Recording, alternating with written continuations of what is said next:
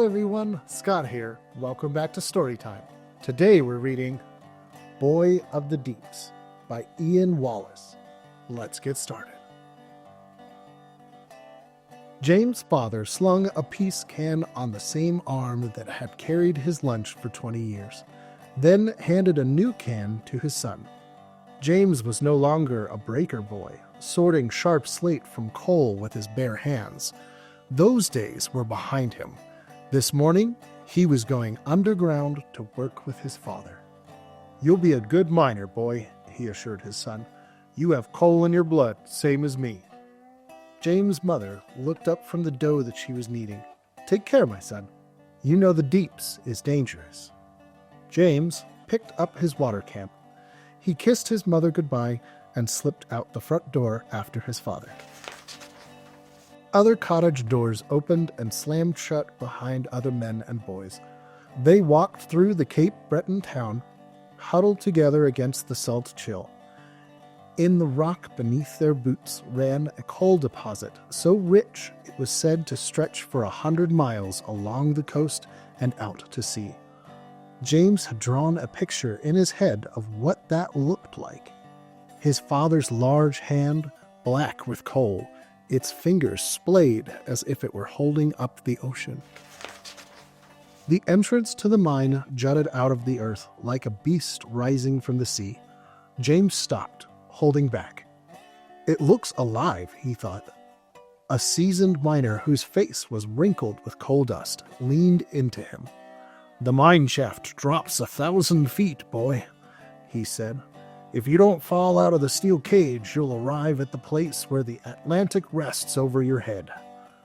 He knocked James' hat teasingly off his head and tousled his hair. All the miners laughed, except his father. James grabbed his hat and dusted it off. Inside the lamp cabin, they handed in their identification tags and were given their oil lamps. When they packed into the steel cage, James could hear his heart beating loud as a drum. At the sound of a bell, the cage dropped through the darkness that was blacker than a raven's eye. With a sudden jolt, the cables stopped moving, announcing their arrival. The day shift spilled out into a bustling city underground.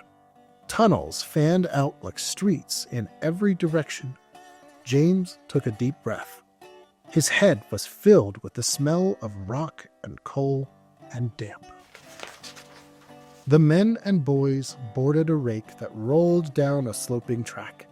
The sound of metal grinding against metal was deafening. Water dripped down from the low ceiling. Finally, they reached the stable. Its whitewashed walls shone so brightly that for a moment James imagined the morning sun had followed them underground. The pit ponies snorted and stomped their hooves as if eager to go to work. James looked up. The Atlantic was above him now. He could hear the layers of rock shifting and creaking, and he was certain that he could hear the ocean too. James and his father gathered the tools of their trade, a pick and a shovel each. Then they marched off toward the wall of coal where they would spend the day. They raised their oil lamps to check for the presence of gases in the mine. James was relieved when their flames did not glow more strongly in the dark, but stayed steady. "This room is safe to work in, Da," he said. His father spit on his bare, calloused hands. Then, wielding the pick, he brought it down. Years of practice were bound up in his swing. All of his weight smashed against the wall. In no time at all, he had dug a low trench. James watched as his father showed him how to bore a hole deep into the wall with an auger. He explained how to pack the hole tight with gunpowder. He showed him how to set the fuses. James and his father pulled back, turning away as the blast exploded behind them. Great chunks of coal crashed into the trench and spilled out across the ground. A cloud of dust rose so thick that it stung their eyes and gathered in wide circles around their noses and mouths. James coughed hard. Now they had to collect the coal that had been dislodged from the blast. They swung their shovels as fast as their arms could work. "Pace yourself, my son," his father cautioned. "We've a long day ahead." Some of the chunks of coal were the size of James' fist. Others he had to lift with both arms. One by one, the carts were filled, and ton by ton, the pit ponies hauled them away. When lunchtime came, they sat down for the first time. Only then did James feel the blisters on his hands. Only then did he realize how much his back ached. He opened his peace can. On top of his bread and cod lay 3 wild daisies, tied with a cherry red ribbon. James laughed with delight and held them up for his father to see. "That mother of yours is full of surprises," his father said. James took out his lunch. He set the daisies carefully inside and sprinkled them with water from his can. He would take them home at the end of the day, he decided. They ate in silence. James was so tired that even chewing was exhausting. Suddenly, his father was nudging him awake. "You drifted off, my son. It's time to go back to work." James tugged on his father's shirt sleeve. "Look over there, Dot." A rat was nibbling away at the crusts of bread that James had tossed from his lunch. "If that old rat had a shovel for a mouth, he'd be a better miner than you." His father wrinkled his nose in a rat-like way and twitched his ears. James crossed his eyes and wrinkled his nose too. In the next moment, the rodent was gone. His father fell silent. His ears had caught the sound of the layers of rock overhead, shifting like a pile of stacked plates. "Da!" James shouted as the soft coal floor swelled beneath his boots and snapping timber cracked like gunfire in his ears. His father pushed James to the ground, protecting him with his own body. The ceiling was crumbling like a black waterfall, sending up a cloud of dust. James coughed so hard he thought he was spitting coal and blood. In the awful silence that followed, James couldn't move. He was pinned to the ground by his father's body. "Da!" he called out. No reply. "Da!" James thrust upward with all his strength. He pushed against the weight that was crushing him. Then, suddenly, his father's body rolled over onto the ground beside him. "Da!" he called out. He put his ear to his father's chest. He grabbed him by the shoulders. "We've got to get out of here." James found his oil lamp and shone it in his father's face. Endless seconds passed before his Da's eyes opened. They were as reassuring as the blue sky. "I'm all right, my son. Just had the wind knocked out of me is all." James helped his father to his feet. He lifted his lamp, searching for a way out, but the ceiling's collapse had blocked them in. James shouted, "Can anybody out there hear me?" Nobody responded. He scrambled up the pile of rubble with his shovel and hacked desperately at the slate and coal. His father regained his strength and joined the attack. Sweat ran in rivers beneath their clothes. James stopped shoveling. He thought he heard the distant echo of metal striking rock. They began to dig harder, faster, stronger, until they had cut a narrow tunnel. A yellow light glimmered in the distance. "Can anybody hear me?" James shouted. "We hear you, boy," came a faint reply. "We hear you." James clamped his oil lamp in his teeth and began to crawl. The slate and coal tore at his hands and scraped across his shoulders. When he reached the far side, the miners passed him around like a prize puppy. Soon his father crawled through the opening, clinking and clanging. He had fastened their peace and water cans to the bib of his coveralls. "You look like a tinker come to sell his wares, Da." All the miners laughed, and his father clamped an arm round James' shoulder. "We'll be enjoying your mother's hearty supper before the sun goes down," said his father. "You've earned it." He handed his son his peace can. James looked inside at the daisies. They were still fresh. They headed toward the steel cage, the light, and home. Tomorrow, they would go down into the deeps again, for they were miners, and that was their job. The end. Thank you so much for joining us. Now let's pop on over to Ronnie and Tessa with an amazing craft. Hi everyone, it's Ronnie and Tessa, your craft masters here at the Colorado Railroad Museum with another fun craft to do. We just read Boy of the Deeps by Ian Wallace. In this book, we go into the mines with James for his very first day of work alongside his father. As James learns the ins and outs of coal mining work, he also learns some of the potential dangers. One of the things that protects him during the fall of the rubble is the helmet that's on his head. If you look very carefully, you'll also notice the horses also have helmets on. I thought that was really cute. They have to stay protected too. I know for sure. So today we are going to be making one of those mining helmets. So let's get out what we need to make our very own mining helmet. The very first thing we need is a template. This can be found in the link in the description below. You will also need another sheet of blank paper. This could be cardstock or construction paper. Any color works.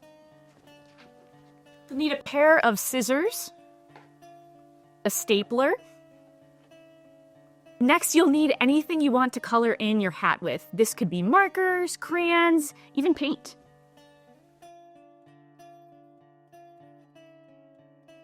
All right, let's get crafting. I'm going to start by coloring the light of the miner's helmet. Oh, what are you using to color in, Ronnie? I'm using a highlighter because I'm thinking it's going to stand out more. But I heard of these markers that are glow-in-the-dark paint markers.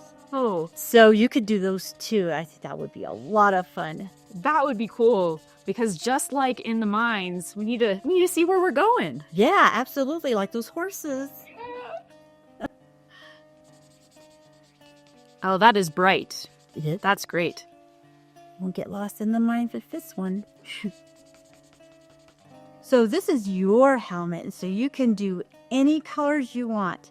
I'm kind of doing more traditional colors, so I'm probably going to make this outside trim like a gray or a dark gray. And I'm going to use two kinds of media. I'm using crayons and markers. So this is your helmet. You can make it look as real or as wild as you'd like.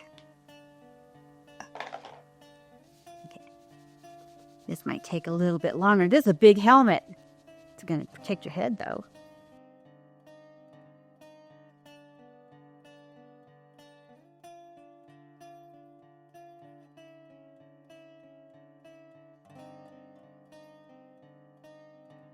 So now you have your helmet all done. You've got your light, you got the color of the helmet that you want. Now we're going to cut it out.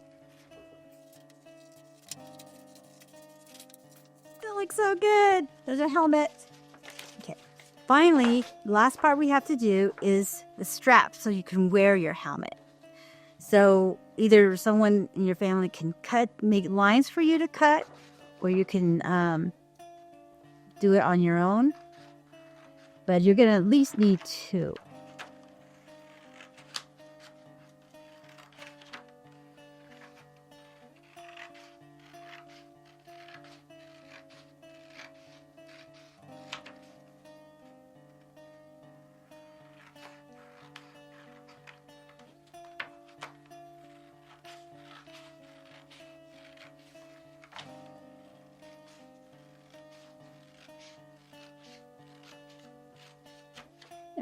All right, we have our two strips and our helmet. We are going to staple one strip on either side of the helmet.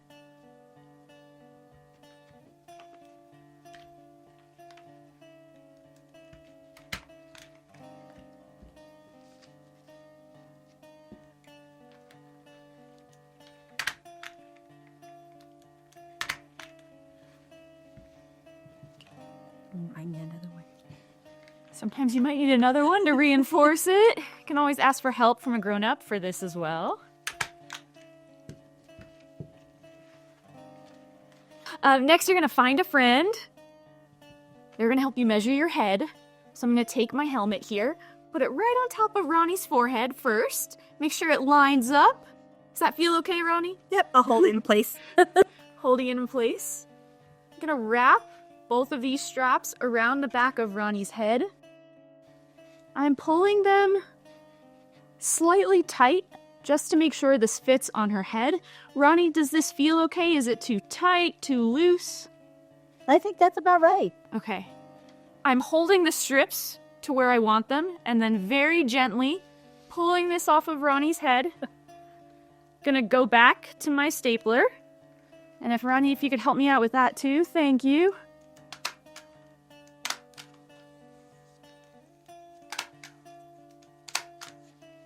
There. Try it on, Ronnie. I have a lot of work to do in the mines. I better have a helmet. Yeah. Did it work? You're all ready to be super safe in our mines. Perfect. I love my miner's hat. Remember to always use a real hat whenever your head needs to be protected. For sure. Thank you. I hope you guys had fun. If you want to join us for a live Storytime and Craft, we will see you every third Tuesday of the month here at the Colorado Railroad Museum. I had so much fun learning about mining and through this book. But what if I want to learn more about mining? That's a great question, Ronnie. You can come to the Colorado Railroad Museum for our spring break, March 18th through the 21st, 2025, from 10 a.m. to 2 p.m. for more family programming around mining. That sounds great. I will look forward to that. Perfect. We'll see you there. Okay, sounds good. Thanks for joining us. See you next time. Bye.